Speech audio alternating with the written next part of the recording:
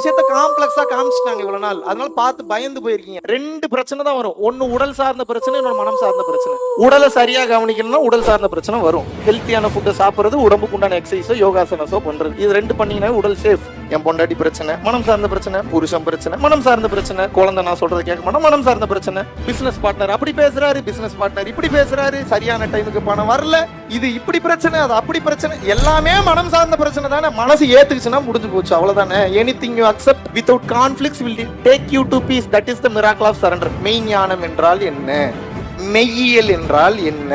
திருச்சிற்றம்பலம் என்றால் என்ன? அட்டமாசித்துகள் என்றால் என்ன?